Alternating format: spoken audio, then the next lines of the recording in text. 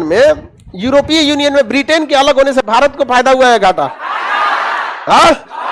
अभी जर्मनी में हम लोग को लगाना चाहिए कि नहीं? जर्मनी काफी यूरोपीय यूनियन को लेकर स्टेबल रहता है। जर्मनी और फ्रांस काफी क्या रहते हैं? स्टेबल। लेकिन ये दोनों में जमता नहीं है। जर्मनी और फ्रांस दोनों में जमता नहीं है। तो भारत सरकार ने ज्यादा फोकस किया किधर? जर्मनी की ओर, क्योंकि फ्रांस का ज्यादातर बिजनेस जो है वो हथियार है। तो हम हथियार किससे खरीद लेंगे? फ्रांस से। तो फ्रांस भी चुपचाप रहेगा, यार ग्राहक अपना है, राफेल ओपेल खरीदता है, मत लड़ो। और जर्मनी से हम लोग कंपनी डाल देंगे, क्योंकि जर्मनी से हम लोग हथियार खरीद नहीं सकते हैं। उसकी खुद की सुरक्षा कौन करता है? अमेरिका करता है। जर्मनी की खुद की सुरक्षा कौन करता है? अमेरिका करता है। अब देखिए यहां ध्यान से, ये यूरोपीय यूनियन वाले कितने समझदार हैं और कितने डेवलप है। इन्होंने अपनी एक कॉमन नोट चलाए हैं, कॉमन मुद्रा, जिसे कहते हैं यूरो। क्या कहते हैं? यूरो।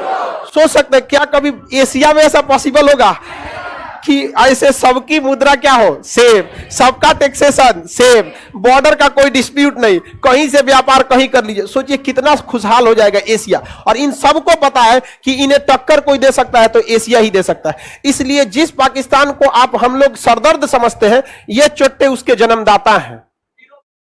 यूरोप, अफगानिस्तान आज भारत का हिस्सा रहता तो कभी तालिबान नहीं पनप पाता।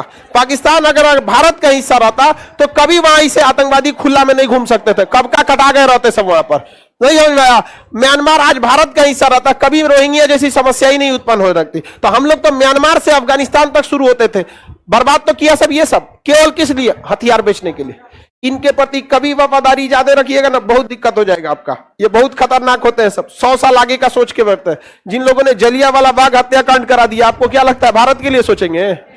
मजबूरी है उनकी मजबूरी है, वरना ये कब का फेंक देते सब हम लोग को। मजबूरी है कि तुम घुटने टेको भारत मां के सामने। वो दिन चला गया हम, और आने वाले 30 से 40 साल में। लेकिन जानते हैं सबसे बड़ी समस्या क्या है? उनको डर लगता है हमारे यूथ से। यूथ जनरेशन अगर ऑनलाइन कब्जा कर लिया ना, तो ये पूरे बेरोजगार हो जाएंगे सब।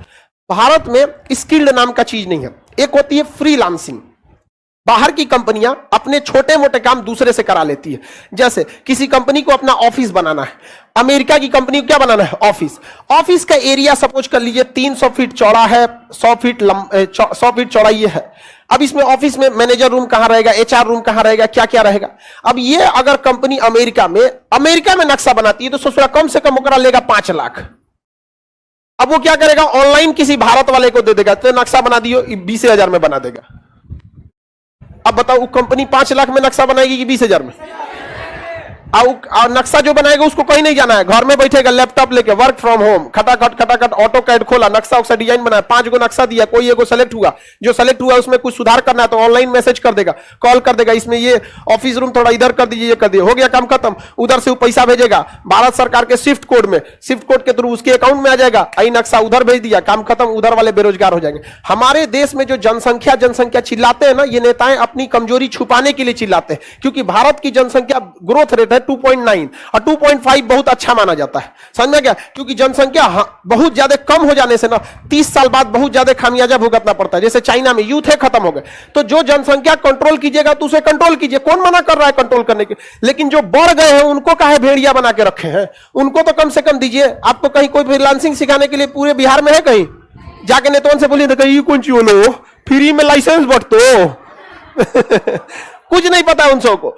आज हम लोग पूरे अमेरिका के मार्केट को कब्जा कर सकते हैं, लेकिन कोई ध्यान ही नहीं देते हैं सब। तो हम क्या करेंगे इस पे? कितना समझाएगा आदमी? और यही डर किन सबों को है? यूरोप वालों को है कि जिस दिन ये भारत का यूथ समझ गया कि इनका पावर क्या है, वो दुद्दू को नौकरी करेगा। एक आपन करिए लेगा और रात में 4 घंटा लैपटॉप लेके वर्क फ्रॉम होम कोनो काम करना है, काम करा सकता है। आपको बिलीव नहीं होगा, अमेरिका में आप कहीं भी फोन लगाइए, वो फोन इंडिया में आता है। कस्टमर केयर को फोन लगाइएगा ना, हमारा मोबाइल खराब हो गया रे, अमेरिका में बोलेगा, सीबीएसई बोर्ड में बोलेगा my mobile is not working, तो इधर बोलेगा how can I help you. सारा फोन कहां उठता है? इंडिया। इस तरह से कब्जा किया जा रहा है भारत में। लेकिन यूथ को उतना हम लोग ना ट्रेंड नहीं कर पा रहे, जिस वजह से हम लोग की इकोनॉमी भी क्या गिर रही। और ये लोग क्या कर रखे हैं, यूरोप वाले अपना पूरा बॉर्डर खोल रखे हैं। कहीं भी जाके आप क्या कर सकते हैं? सीख सकते हैं। कहीं पे भी क्या कर सकते हैं? सीख सकते हैं। और इन लोगों की एक कॉमन मुद्रा है, क्या नाम है? यूरो। यूरो कितने देशों ने अपनाया? 19 देश। कितने देशों ने? 19। यूरोपीय यूनियन याद रहेगा। किसी देश को जितना आगे बढ़ना चाहिए था उतना नहीं बढ़ा। क्यों? क्योंकि आपसी कोई खास समझौता ही नहीं, कोई समझौता नहीं। अब देखिए जरा, सोचिए कितना खतरनाक भारत की स्थिति है। यह यूरोप के देशों ने अपने 28 देशों में समझौता कर लिया। तुम हमरे यहां आके सीख लो, हमरे यहां किसी लड़का कहीं एडमिशन करा लेता है, पता चलता है कि जब फ्रांस में रहता है और उधर स्पेन में पढ़ के आया स्कूल। इस तरह से इन लोगों में इतना ज्यादा डेवलपमेंट है। और भारत में देखिए, पटना से कितना दूर है इंदौर मध्य प्रदेश का। एक को यहाँ का नगर निगम का अधिकारी गया है सीखने के लिए, एक को ना गया है सीखने के लिए, सब चौपट करके रखा है यहाँ पर। कहीं जाके कचरा देख सीख तो सकते थे। सोच रहे तुम अपने देश में पहले करो, बाद में एशिया में जाना। अपने देश में तो हो ही नहीं पा रहा है। कभी हो पा रहा है जी हमारे यहाँ? कुछ नहीं हो सकता है यहाँ पर। तो दुनिया को जाएंगे लोग यहाँ पर। यूरोपीय यूनियन में किसी को दिक्कत तो बताया जाए।